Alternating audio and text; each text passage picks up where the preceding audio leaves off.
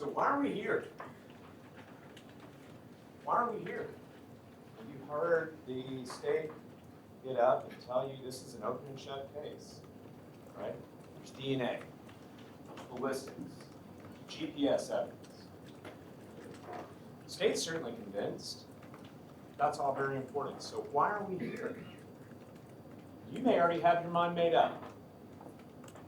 I know Detective Richard Spittler with the Austin Police Department certainly did, just hours into his investigation. So why are we here? We are here because the state's opinion of what the evidence is, and the Austin Police Department's opinion of what the evidence isn't important. You are the most important people in this room. It is your opinion of the evidence that we are here for. That's why we're here. Reasonable doubt. I want to talk to you about reasonable doubt. Reasonable doubt is doubt that is supported. Jeff, he's making arguments about the weight of the evidence. He's not giving a roadmap. Provide an open statement what the evidence will show. Open our statements to that. I plan to, Your Honor. Reasonable doubt is doubt that is supported by reason and common sense. And I expect at the end of this trial that we will be talking about doubt, what that is. But for purposes of my remarks to you this morning, I want to talk to you about reason and common sense. Now, reason. Because once again, that's not a roadmap for evidence. That's argument. Judges say Judgment way approach? yes.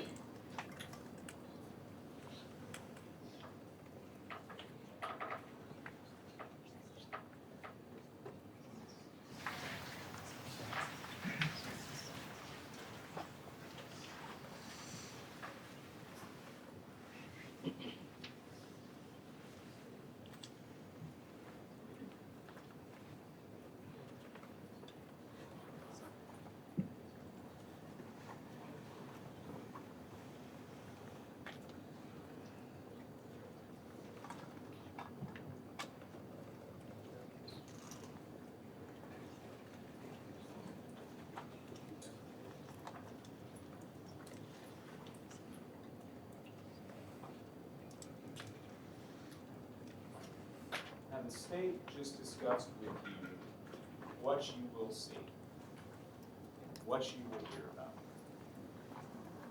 what you will hear throughout the course of this trial. But I want to talk to you about what you didn't hear about. What you didn't hear about. You didn't hear that not one witness saw Kaitlin Armstrong allegedly commit this murder. Not one, because there isn't one. You didn't hear. Because I'm going to object again. He's supposed to be presenting the evidence open that he's going to show, not evidence that he's not going to show. Once again, this is argument. The implication from the argument is that the evidence that you open statement, that you stated in open statement, states one thing, and he's pointing out what that evidence does not show. That would be permissible. But we were limited to that and not argument as to the facts of the case or why it does not amount to the burden of proof that we need in this instance. Thank you, Your Honor. You won't hear, and you didn't hear, about any camera footage showing Kaitlin Armstrong at the scene of this shooting, despite there being tons of cameras in the area. And you heard opening statements about all the cameras that were in the immediate vicinity of the scene of that shooting. Not one captures Kaitlin Armstrong at that scene, because there isn't any. You did not hear about any direct evidence showing Kaitlin Armstrong is responsible for this crime, because there isn't any. Now, you will hear at the time Kaitlin left Austin to go to New York and then to Costa Rica, she would have no reason to know about anyone that was present in this case. That the Austin Police Department told her she was free to go. She was free to go. That's what you will hear. You will hear that Kate is passionate about traveling. She's passionate about yoga. And you're going to hear that she was totally comfortable traveling to far-off locations that intrigued her at the drop of a hat, on a moment's notice. That's what you'll hear. And you'll hear in the days following the shooting, weird things were happening to Kate at her home, documented things, things that would cause a reasonable person to fear for their safety, and that ultimately led to her decision to leave Austin. And you're going to hear people among us who are weak to begin with, who are troubled to begin with, who are damaged to begin with, are more likely to fall into that kind of state of reaction, an attempt to retreat. So let's talk about some of the witnesses that you may hear about over the course of this trial. Detective Richard Spivak. Now, he's the detective who, prior to the investigation of this case, had never served as a lead detective in a murder investigation. Not one. But I'm sure he did very well on his exams. You're also going to hear from Detective Katie Conley. Now, she's the detective that will tell you she's never met a defendant she couldn't crack in an interrogation, even if they invoked their rights multiple times throughout the conversation. Asked for their lawyer multiple times throughout the conversation. Asked to leave multiple times throughout the conversation. Now, the state is going to attempt to tie Miss Armstrong to this shooting through purported forensic science. And you'll hear from the DNA analyst that examined some items that were collected in this case.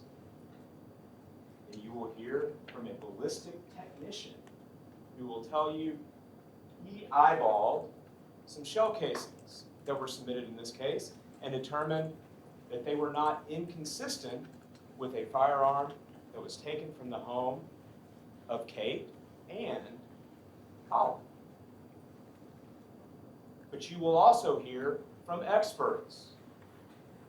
And I want you to listen when those experts tell you DNA reporting can mean very little.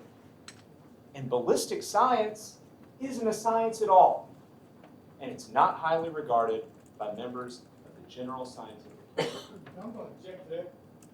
There's no evidence that it's not highly regarded by the general science community just because you can find one or two people to say that. Judge, these are opening remarks. This is what we expect the evidence to show. This is proper argument. Thank you. Before that objection was overruled, we were talking about ballistic science and how that is far from the gold standard that you see it depicted as on TV. Now, the states and the officers with the Austin Police Department and the scientists that they employ, they were so desperate to keep Kaitlin Armstrong in their crosshairs that they had tunnel vision and they jumped to conclusions. And at the end of this evidence, you will be left with the conclusion that the state's purported forensic science is inaccurate, is unreliable, and unscientific. Now, words and phrases have the meaning that we give them. Words and phrases are meaningless unless jurors like you draw a hard line in the sand. Phrases like presumption of innocence. Once again, he's making an argument. Proof beyond any reasonable doubt. Judge, once again, he's making an argument. Judge, this is the burden of proof. If the state is apprehensive about the jury hearing about... I'm apprehensive about him not giving a roadmap and giving an argument at open statement. That's what I'm apprehensive about. You said 4 words, I don't know where you're going from there, so I'll allow you to finish your sentence to see if it is part of the open statement. Thank you, Your Honor. I appreciate it.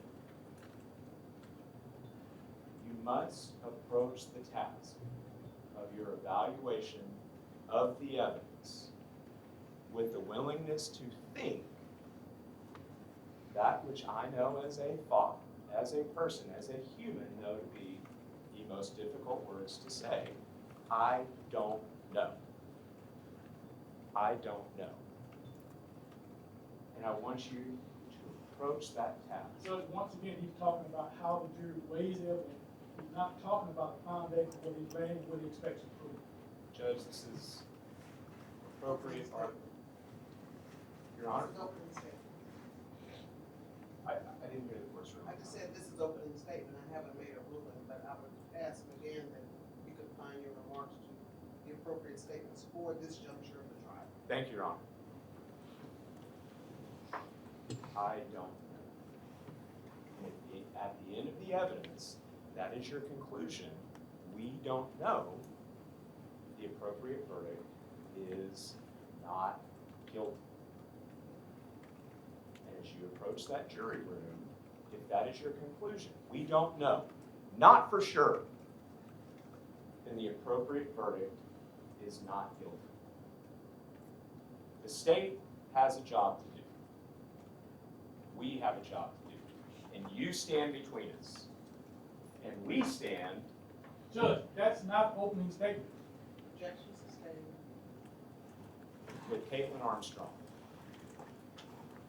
a woman who is trapped in a nightmare of circumstantial evidence. That's not opening statement. Judge, That's I'm argument. discussing the evidence, and that You're it is discussing her circumstantial. state of mind. That's not Objection evidence. to the statement is sustained. Okay. We have an awesome responsibility. Yours is more awesome. And at the end of the evidence, you will be left with the conclusion that the state has fallen short of the incredibly high burden that they have willingly accepted in choosing to accuse this woman of a very serious crime. You had your chance. You could have been excused on Monday, but Judge, you, that's not opening statement. Objection sustained. but you told us you to be fair. That's the same line of question. It's not opening statement. Are we concluding this case? I'm trying to wrap it up, Your Honor. And you're not doing opening statement. Let's wrap it up appropriately as far as what the evidence from your portion of the trial or what you intend to show or think will be shown to the jury. I'm trying to get there, Your Honor, despite Without interruptions. argument. Let's do it Yes. without argument. Yes, ma'am. Thank you, Your Honor. At the end of this case, your responsibility is more awesome. And you will have the conclusion that the state has fallen short of its burden. Judge, once again, every time you sustain, he gets up and says the same thing. He's making arguments about how they weigh the evidence at the end of the trial. Judge, That's not opening statement. it is the burden of proof, Your Honor, that the jury has in this case. If the state's apprehensive about the burden of proof that they've accepted, There's a time and place to talk about the burden of proof, and it's not opening statement. Let me stop both. If there are no further statements about what the evidence is going to show, then we can move on to the next portion of the trial. So we've heard that statement that you've made a few times now, so I would ask you if there's nothing else about the evidence. there is, Your Honor. Okay. We trusted you then. And we trust that at the conclusion of this trial, when you look at the evidence, you will come to a just verdict. And that just verdict, we trust, will be a verdict of not guilty.